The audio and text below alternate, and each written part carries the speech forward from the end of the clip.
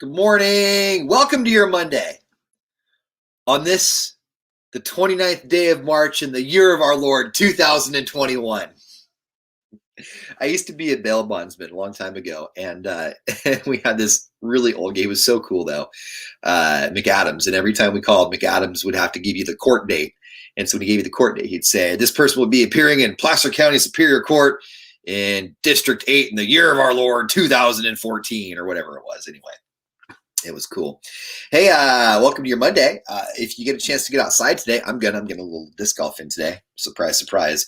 Temps are going to be around 75 in the valley today. You know what I was noticing? And we haven't really talked about this. I mean, why would we? But do you remember way back in November when I had the detached retina in my right eye? I've learned that I have like a little bit of a squint now when I walk around, kind of like when you watch those movies, and I'm not comparing myself to like a James Bond type hero, but like when you watch those movies, right? They're walking and they have that kind of like that squint when they're walking with a purpose, like that. Like when I walk outside, I kind of have to squint a little bit, and I think I'm getting that like that kind of like stoic that thing. And I'm trying to learn how to lean into that. So I'm working on that. Nathan, the eye is good. You know what? When I close my left eye and I just look to my right eye, I can read things now. Like I can see live now on Honey's Air and Solar. By the way, thank you, Honey's Air and Solar, for sponsoring our live stream. And if you get a chance, because we are coming up on the summer months, and oh my gosh, book it now, do it now. It doesn't cost a whole lot of money. Have them come out and tune up your AC. It takes but a minute, and you're going to be glad you did it now, instead of June and July when the valley hits 170 degrees out, because that's how we roll here, right?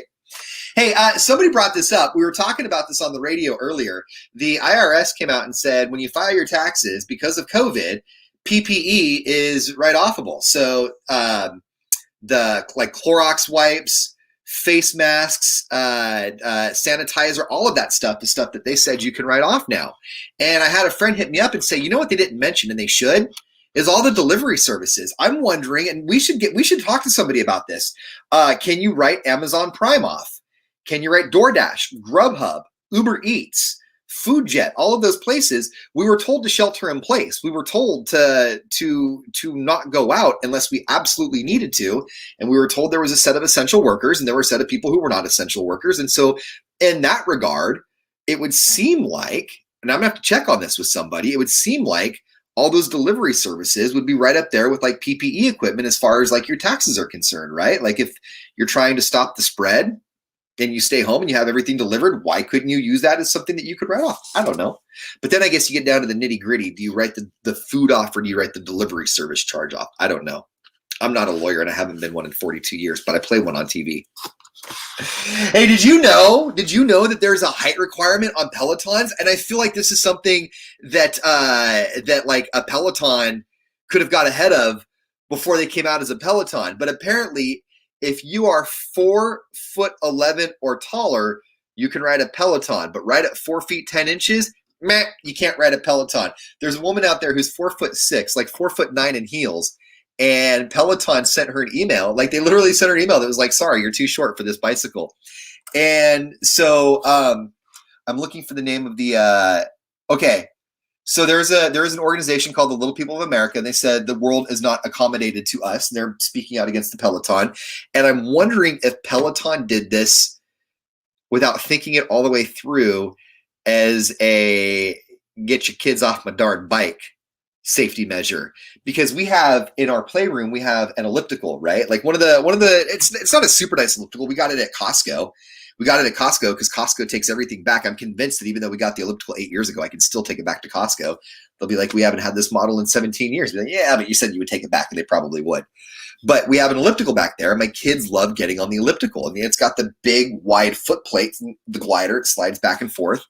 And they like getting on that thing and pulling the handle. And it's like a little ride for them, or at least they did. And I wonder if Peloton got ahead of that. And they were like, okay, like 4'11" and shorter, you can't even function on this bike. And that'll keep the kids off of it. And that'll keep mom and dad's Peloton okay. Because the Peloton's like thousands of dollars, right? I like the pivot that they've made, though, with the wall-mounted video personal trainers. If that's something that you can keep up with, I think that's a pretty cool idea where it's got the arms that come out. I think it's got the resistance bands. I'll have to show you sometime in mine. I just mounted some TRX straps in the middle of an entryway that we have that goes from our main room into the kids' little play area. And that scares the hell out of me because I'm afraid that I'm going to do some TRX strap things and pull it out of the wall. Anyway, Peloton bikes, not good for those 11 or shorter. And this is the last one I wanted to touch on because schools are back in session today. My kids went back to GVA today as their first day back in class. I think the rest of Stanislaus County is back in class today as well. I know that spring break for some schools is next week. I think Turlock spring break is next week. My kids just finished up spring break. But what do you do about prom? It's prom season, right? We're coming up on prom. So some schools are socially distancing their proms, and some schools aren't even having proms at all. Some schools are doing high school proms outside. I think I'm okay with that. If they wear masks, here's real quick, not to go on a side thing here, but I think that we found out from this pandemic that if we wear masks and stay socially distanced, we seem to be okay. The part that I have an issue with on this prom, though, is that students will be required to wear masks and dance 6 feet apart. And I get the 6 feet apart thing, but for a dance, that seems something like maybe you could hold off. Like maybe you could do all the normal school activities except the dance one, because that's going to be really hard to tell hormonal teenagers, hey, 6 feet apart and stay 6 feet apart. And don't, how are you going to keep your eyes on hundreds of students and make sure they all stay 6 feet apart? Because I can tell you from experience that the only homecomings that I went to were with my girlfriend Amber, and they were just an excuse to make out for the night. So I don't know. I mean, I guess good luck in keeping them socially distanced 6 feet apart while they dance. Good on you. Let me know how that works out for you, school system. I'm really glad that the schools are back in class, though, and I have so many educators that are on my social media that are also glad that they get to be back in class with their students and see them face to face and be a part of their lives in that sort of capacity again. So, welcome back to class. Welcome back to school, students. Welcome back, teachers. Thank you for joining us on our live stream, again brought to you by Honey's Air and Solar. I can't stress this enough. We are coming into April, May, June. Call them and get your AC tuned up now. Don't wait until June or July when it's a bajillion degrees out here in the Central Valley. Hold on. What is this one?